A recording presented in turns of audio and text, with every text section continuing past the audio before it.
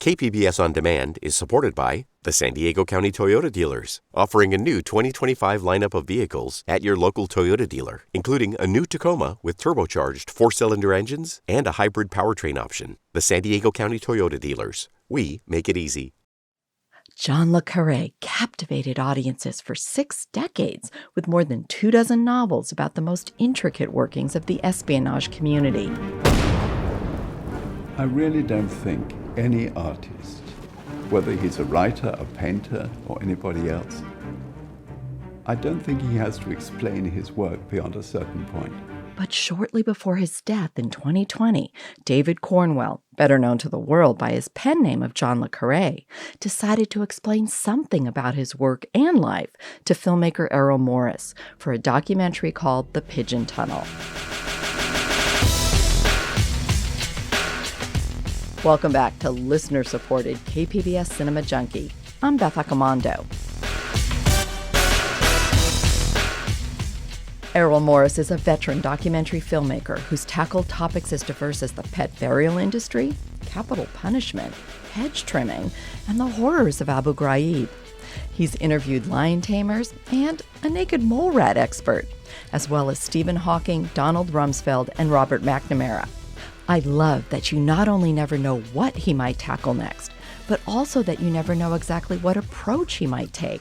For The Pigeon Tunnel, he takes on a former spy turned award-winning novelist, and the result is spectacular. Not since my dinner with Andre have I enjoyed a cinematic conversation as much as I did listening to Morris and Cornwell talk. I had the opportunity to speak with Morris about interviewing the famous author. Plus, I got to speak with Cornwell's sons, Simon and Stephen, who produced the film. I need to take a quick break, and then I'll be back to explore the Pigeon Tunnel. Maybe this is an interrogation. Maybe I am self-deceived. I don't know, but I'll answer any question you wish me to answer as truthfully as I can.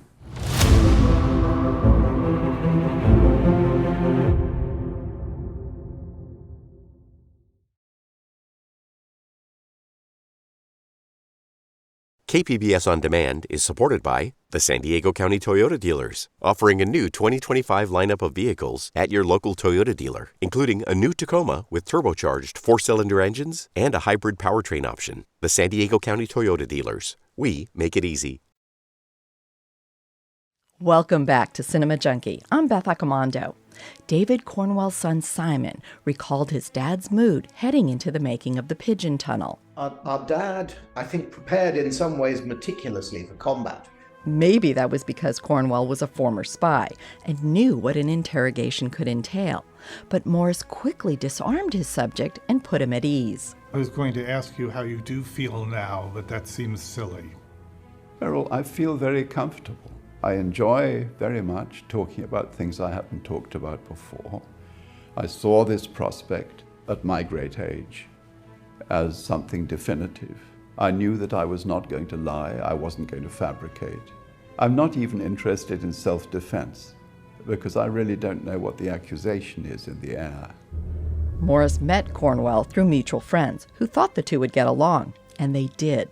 So well, in fact, that when Morris suggested making the documentary, Cornwell agreed.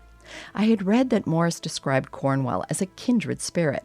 So I asked him, what was it about Cornwell that he connected with so well? So many things. His interest in the relationship between literature and history. It surprised me all through the course of making this movie, not just the interview, but the course of making the entire movie, how we had so many things in common and so many interests in common.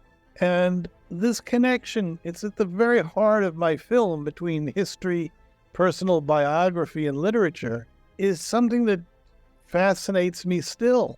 I can't say that everything is resolved in my mind, but I make movies so that I can think about things, and this enabled me to think about a lot of things that really interest me. It's terribly difficult to recruit for a Secret Service. In the end, you're looking for somebody who's a bit bad, but at the same time loyal. There's a type they were looking for in my day, and I fitted perfectly. And he hasn't given a lot of interviews. I think that's not really strictly speaking true. Well, he was 89 years old when he died. He'd given hundreds of interviews. He had written autobiographical fragments. He wrote autobiographical novels. Maybe he didn't do an interview quite like this one. I'm not the first person to ever interview David Cornwell. That just would, strictly speaking, not be true.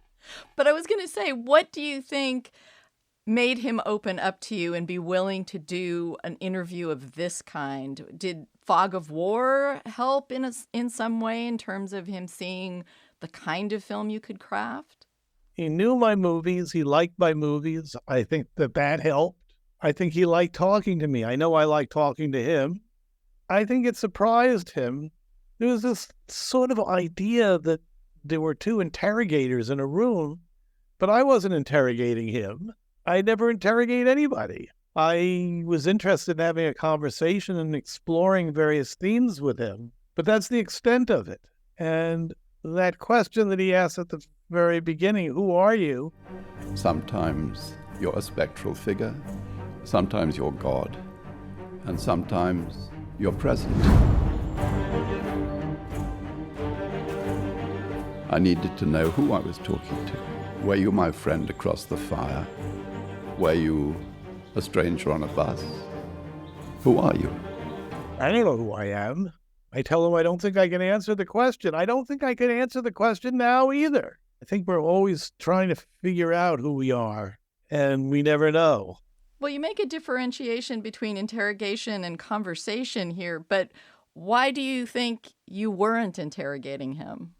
When I think of an interrogation, I think of a spy interrogating someone who they're in search of very specific information, or a cop interrogating someone suspected of a crime, hoping for some kind of confession or some kind of leading information that will help secure a conviction in a court of law, whatever. Interviews from when I first started doing them, I always called it the shut the fuck up school of interviewing. Not about answering questions, about not even having questions, but being there in a position willing to listen and to engage on some level with the person you're talking to. And that in itself surprised me, because it's, again, he's operating from a completely different set of premises than I am. I keep hearing again and again and again that I have not pressed you hard enough about betrayal. I have failed in my interviewer's or interrogator's job. Well, I feel that you got the last drop out of the sponge on that subject. But I'll answer any question you wish me to answer as truthfully as I can. Well, it seems like your films have had this kind of evolution in the sense that the early films, I'm not sure how to put this exactly, but your early films, there seemed to be kind of this disparity between you and the people you were interviewing. And with McNamara and Cornwell, it feels like you're on more kind of level ground with them and maybe more engaged with them. I don't know. It seemed like you could be friends with them in a way that's different from some of your earlier films and some of the interviews in those films. Probably so. I mean, I really liked him.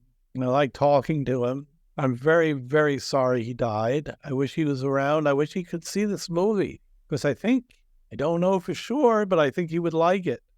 There are people that I remain friendly with after I made movies about them. Friendly with Robert McNamara, who I really came to love. My favorite war criminal, as I describe him. He had come over our house several times for dinner, and the last time he fell, he hit his head, he was bleeding. And when I was at the University of Wisconsin in 1968, 69, I demonstrated against the war in Vietnam. So McNamara hits his head, he's bleeding. We're hysterical. We want to take him to the hospital immediately. He refuses. He puts a cold compress on his head. And my wife says, years ago, if we had killed Robert S. McNamara, we'd all be heroes. And now we're all horrified because we've come to really like him. And indeed, he turns out to be a really thoughtful and decent human being. And it was a privilege to know him. It was a privilege I remained friends with Stephen Hawking. And the loss of Stephen Hawking was a terrible thing. One of my very, very favorite interview subjects. And a guy who is really, really smart, really funny, really perverse. I'm really sorry he's no longer with us. How many hours of interview did you end up doing with Cornwell to create this film? Only 4 days. 4 days, probably 16, 17 hours, something like that. Could have been a lot more. And was there anything during the course of those interviews that really surprised you or that Lots of stuff. you just weren't expecting? The fact that he's so much less cynical than I am. He really actually is a truly ethical, moral human being, believes passionately in right and wrong. Some of the best stories in the Pigeon Tunnel is about his refusal, for example, to meet with Kim Philby in Moscow. Kim Philby, who is really one of the centers of his work, one of the most notorious British traders. I was at a party given by the Union of Soviet Writers. There was a big man called Gendrik Borovik. Borovik came up to me and said, "David, I would like you to meet a very good friend of mine, keen admirer from your books, Kim Philby." I replied, sick to the heart as I felt, that I'm soon to have dinner with our ambassador, and I can't see myself having dinner with the Queen's representative one night and dinner with the Queen's traitor the next. I just thought, there is such a thing as evil.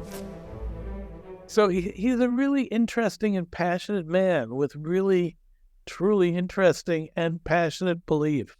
I make movies so I could learn something, and I learned a lot from this man. It's a great experience. I'm lucky. Would you cite anything specifically that you learned or a favorite lesson?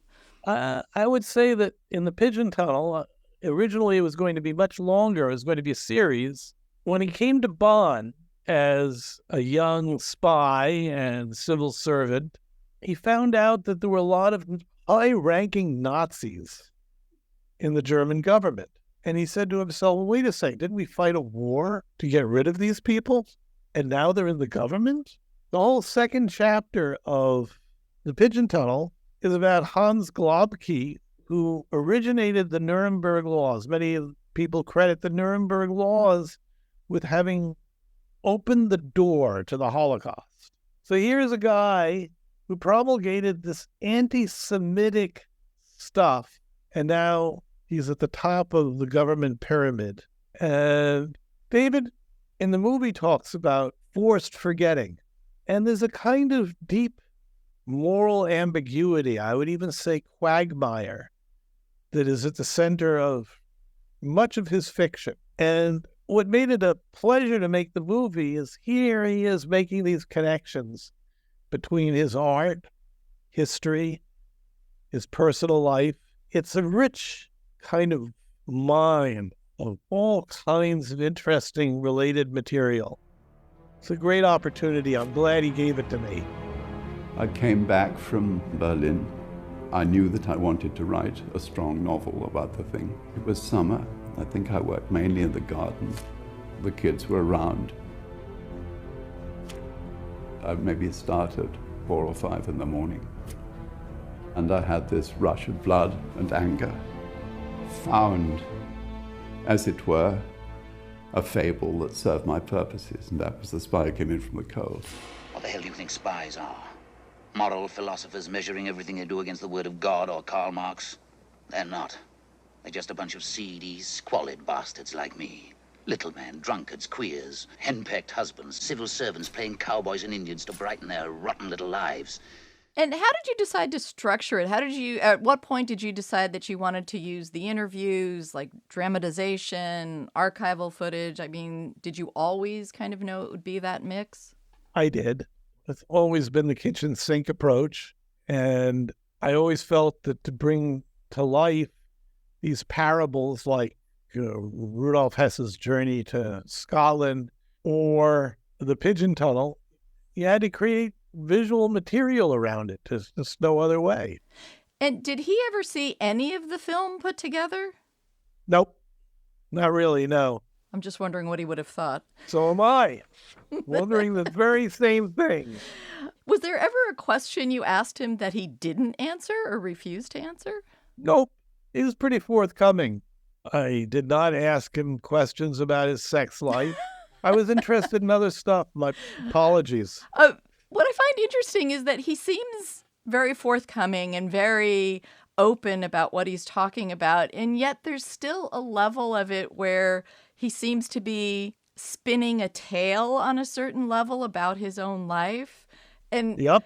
It's always that thing about facts and truth. You know, my mom would get the facts wrong, but she would say she always got the truth right. Uh-huh. I got the feeling that it's what made him so interesting as a subject. I have seen the house where I was born, but the house of my birth that I prefer is a different one, built in my imagination. But he himself was aware of how much of his stories was fabricated, confabulated, if you like. A person who has an ironic connection to his own material. And I love that. He'll tell you he's looking at his father as the monopoly man, looking out of a window in the prison. But, according to my father, none of this happened. The notion that I might have seen him in any of his prisons offended him very much. Sheer invention from start to finish, son. Anyone who knows the inside of Exeter Jail knows perfectly well you can't see the road from the cells. And I believe him. I'm wrong and he was right. He was never at that window and I never waved to him. But what's the truth? What's memory? We should find another name for the way we see past events that are still alive in us. He's a storyteller who delights in undermining his own stories as he's telling them. And it seems like we get more of you in this film, or I get more of a sense of who you are in this film really? Than any other. Yeah, it feels like it. It feels more, I don't know, more conversational than, I mean, your films are very conversational, but I felt like this one, I don't know. It felt like there were some moments that you were less on guard, maybe, or maybe so. Open? Maybe. I don't know. I'm glad. It's nice to hear. Because it feels like he's not interrogating you, but he does seem to question you more than some other of your subjects have. He does indeed. Do you have any particular favorite moments in it? Just something that really, for you, all came together or clicked particularly well? I love when I tell him his own story about how the dog slept on the mat is not a story, but the cat slept on the dog's mat is a story. And I say, well, I have the Le Carré version. The cat betrayed the dog by sitting on his mat. And Le Carré, without missing a beat. I think the cat was a double. Extraordinarily fast on his feet, extraordinarily articulate, extraordinarily knowledgeable and well-read. I think another thing that bonded us is we like the same literature. He loves Thomas Mann. We talked about Thomas Mann quite a bit.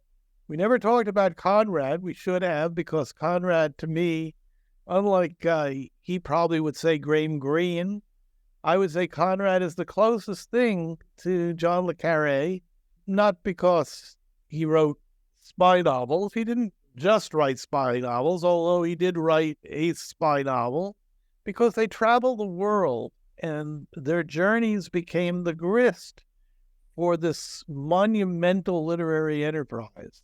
It's great to be able to have this conversation with someone like him. I'm lucky. I wanted it to go on far longer. Oh, well, thank you. I was going like, no, it can't be over yet. Oh, thank you.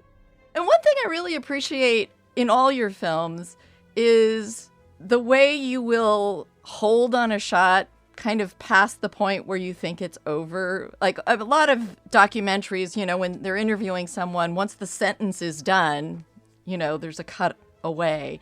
And you hold, and you always get this extra little moment of a smile or a contemplative moment, and it just adds so much kind of like richness to what's there just in the dialogue.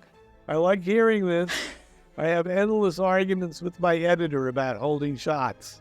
Well, you are correct in holding them. Thank you. All right, well, I want to thank you very much for your time and wonderful film. And again, I wish it was longer. Thank you so much. That was filmmaker Errol Morris. His new documentary, The Pigeon Tunnel, is currently streaming on Apple TV+. I need to take one last quick break, and then I'll return with David Cornwell's sons, Simon and Stephen.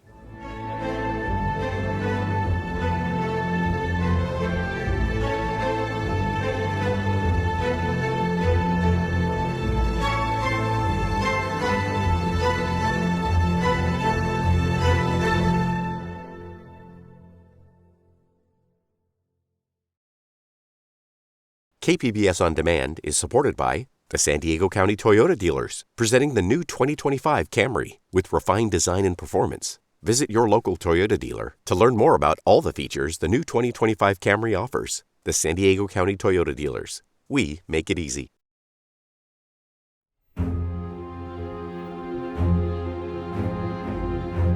Welcome back to KPBS listener-supported Cinema Junkie. I'm Beth Accomando. In The Pigeon Tunnel, David Cornwell recalls growing up with a con man father and sometimes having his toys repossessed along with the furniture. Now, these are not hard luck stories. Graham Greene said, and I quote him often, "Childhood is the credit balance of the writer." It's not a lament. It's just a self-examination. Since memory is a part of the documentary, I asked Cornwell's sons if they had a favorite memory of their father. Simon answered first, followed by Stephen. I think for me, the memories that are in some ways closest are right at the end of his life, because that was when we spent a lot of time with him, and yes, I mean, I remember, during the pandemic, so not long after we'd shot the interview and a few months before, as it turned out, eventually he died, he and our stepmother Jane were kind of isolating, and Jane was not very well. She had cancer, was in and out of hospital, and we could only really see my dad in the garden.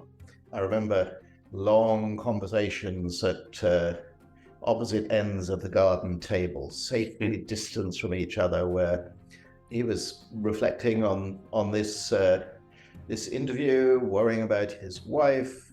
It was oddly beautiful time. But I should have happy memories from when we were growing up. Maybe you've got some of those. The interesting thing about Dad was that he was very present. And so I think you have recent memory of him because he lived so much in the now, and the relationship went on in very close ways through his life. I remember in the last 10 years or so of his life, we were working very closely together, the three of us.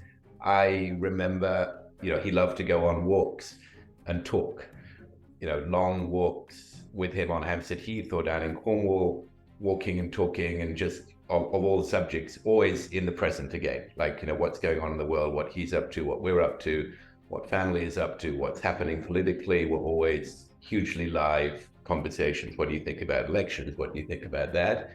I used to stay with him a lot in London when we were working together. He had a big house and we would cohabit. And I remember him, as if I was a teenager, calling in the evenings to ask when I would be home and what I'd like for dinner.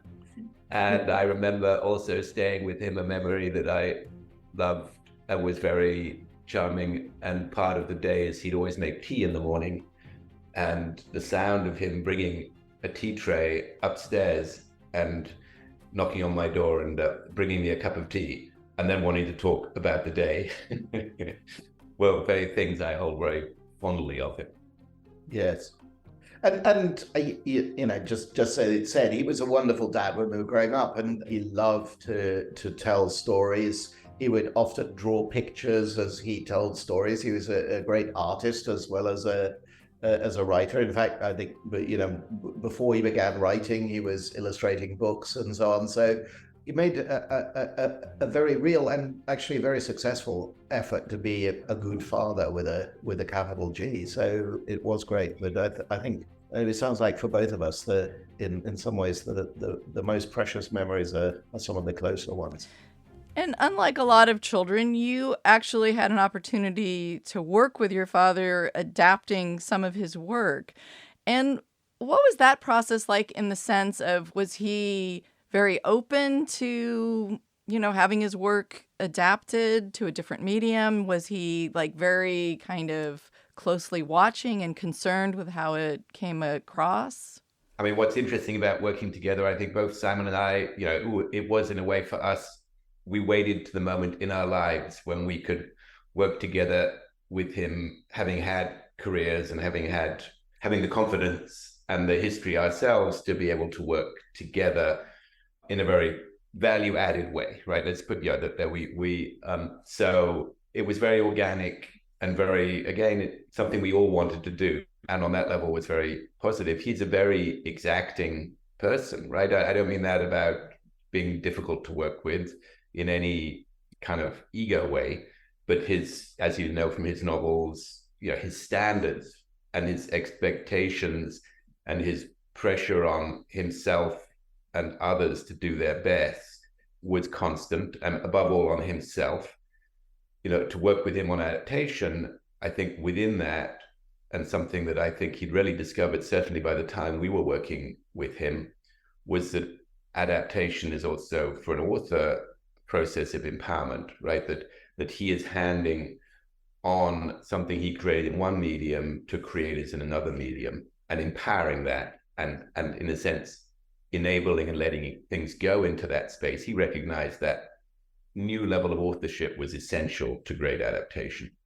Yes, I think that's right. But at the same time, he loved to interrogate. I mean, and by that I mean interrogate the work. And I think he loved the idea of his work being the starting point for somebody else's creative process. I think he found that thrilling. I think he was also constantly, are we thinking about it the right way? Is there a different angle here? I see where you're going, but have you thought of this and that? So it's a very live dialogue. And by the way, one that's very reflective of his own process. I mean, if you look at his manuscripts, you'll see he's constantly revising. I mean, he worked by hand, so you have the paper trail through his books, and he's constantly interrogating his own work, asking whether the most precise nuance is what he wanted to achieve or not. And I think in the best of ways, I mean, he was empowering people, he was letting go, but that didn't stop him asking the question. So it was a very live process, really. And for him, and I think I'm sure it's true of many authors and certainly creative people in any area, the piece of the book we read is definitive for us because it's a published book. But for him, it was it was the last draft he happened to write, right? And he would have that's where he stopped and felt it was ready for consumption and reading. But story was always fluid for him. So again, the idea of exploring things in adaptation, of saying, I can see that would work, I can see this would work, I might have tried that myself, or I did that and it didn't work, were all things that were very fluid to him. They weren't threatening at all. Well, also it seems interesting that his books are both very set in a specific time, but also have these kind of timeless themes. And when you are adapting them decades after they were written, it seems like it's an opportunity to play with those elements.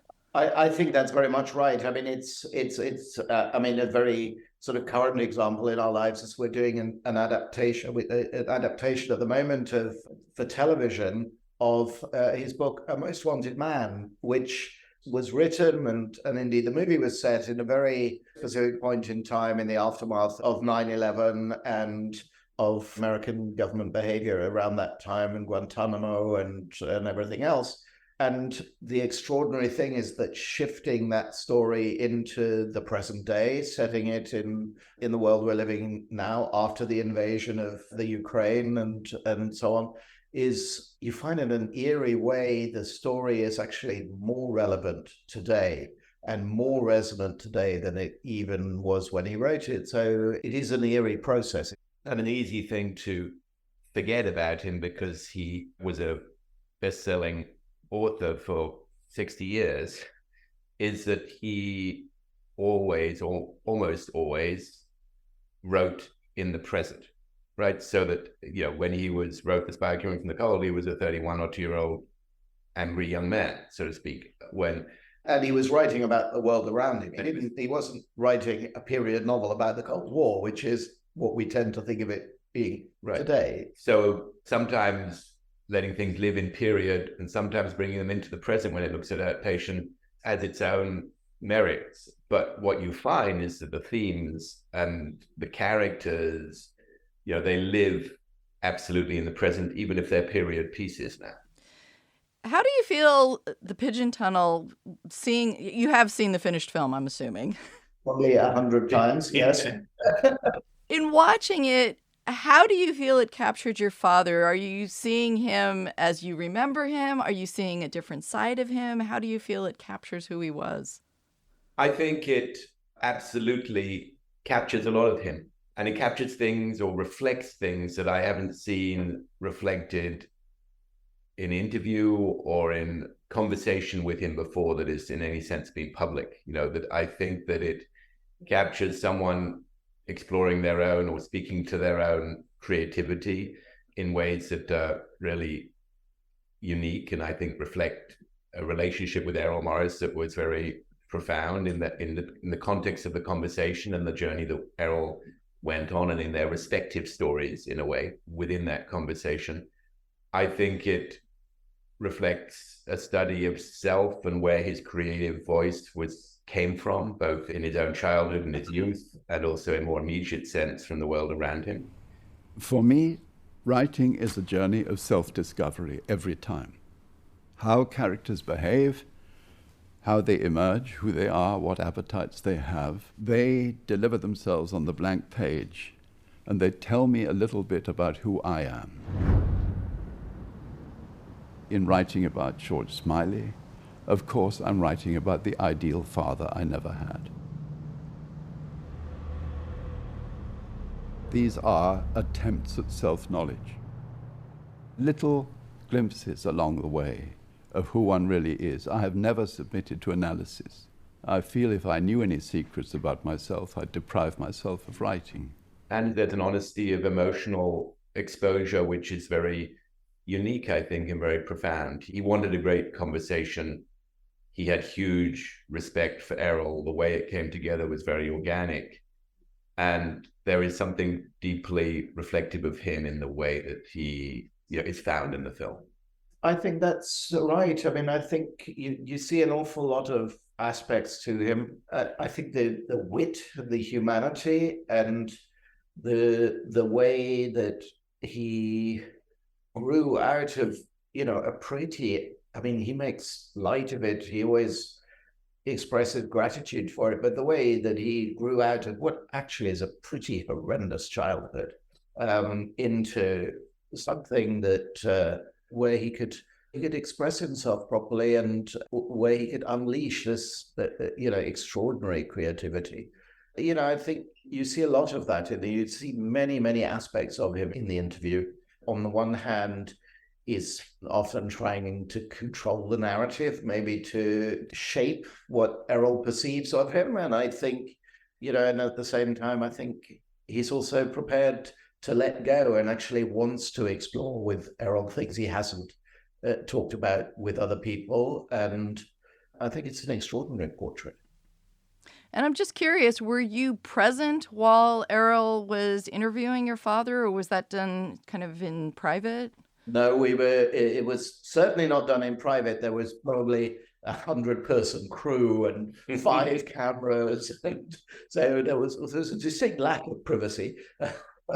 But we were there, yes, throughout the 4 or 5 days of the shoot. So it was important to our dad that we were there as well, precisely because he does expose quite a lot of himself, and it is, he put himself in some quite vulnerable positions. So he did it deliberately, but having the support around him.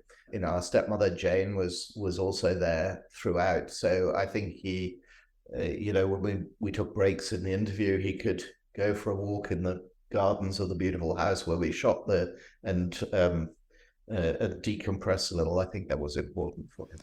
And I was just curious what that interview process looked like watching it. I mean, what kind of an interviewer was Errol Morris? And did you see how he was it's interesting because they both, he opens the film with your dad talking about, interrogation. Exactly. I think our dad, prepared in some ways meticulously for combat. And that's what you saw at the start of the interview. I think he'd watched pretty much everything that Errol had ever made. He'd read a lot of what Errol had written. He was there, ready to do battle. Usually I have absolutely no idea of where to begin, but you gave me an idea of where to begin. And what was that? You asked me about the nature of our relationship. It went further than that, I think. It said, who are you? This is a performance art. You need to know whether you're performing to the trade union, an elite audience. You need to know something about the ambitions of the people you're talking to. And if I can't answer that question, not that I won't, but maybe I can't, then we'll struggle on and find out who you are. Then Errol begins the interview, and what Errol wants is a conversation. He wants to open things up, and I think it was rather wonderful, actually. The sort of the premise on which our dad had kind of gone into the interview was almost instantly undermined, and then the beauty of it was that then the real conversation began, and I think it very much isn't an interrogation. It's two hugely gifted, intelligent men who've lived through the same great beats of history, reflecting, exploring, going on a journey together. And I think it's wonderful in that respect. So it would be lovely to talk about Errol, the inquisitor, the investigator, unmasking the spy would be the easy way through it. But what we have is so much more than that, and it's fun. What's interesting, particularly watching the movie with an audience, right, and different audiences, is that every time I watch the film, you realize that there's something new about our dad that I discover, but there's also something new I discover about Errol, and also the skill, if you want to call it skill, and I think it's that Errol has in terms of just following the lines of that conversation, and as Simon says, not making an interrogation, but making an exploration, and in a sense of both of them, of each other, right? And that it is really a sharing, and that Errol gives a lot of himself in exchange for a lot of David, and it's a very natural and symbiotic connection they have. I think that's right, and I think from Errol's point of view, or as I perceive it of Errol, it's a very personal film for Errol. I mean, it's also a journey through his own past and his own childhood, and Errol lost his father at a very early age, so I think in some ways was on his own search for family, for childhood, and grappling with many of the same questions about history and objective truth and the accessibility of objective truth. I mean, these are things that have obsessed Errol throughout his career, and so I think it's a coming together of two great minds, both and two people that find in different ways find fable in the kind of chaos of the world around them, right?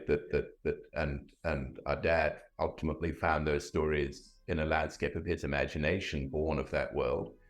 and Errol finds his stories within the context of the reality of that world. But there's a lot of intersection of they find form within the chaos to tell the story. Well, I want to thank you both very much for talking about your father and about the film. Well, thank you so much. Lovely to talk to you. Bye.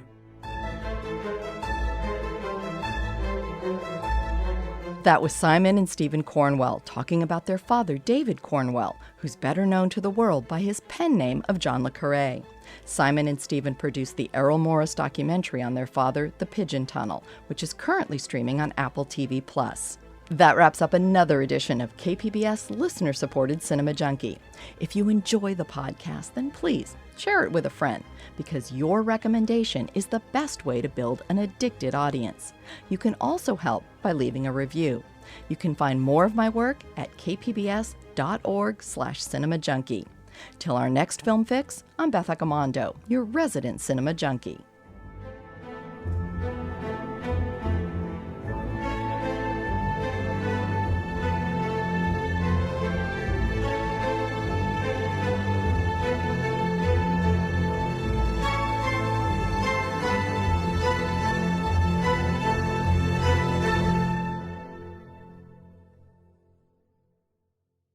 KPBS On Demand is supported by Marrokal Design and Remodeling, helping homeowners with their home remodeling needs. From ADUs to kitchen remodels, room additions, and custom homes, Marrokal Design and Remodeling can help homeowners design and build their dream homes. More at trustyourhometous.com.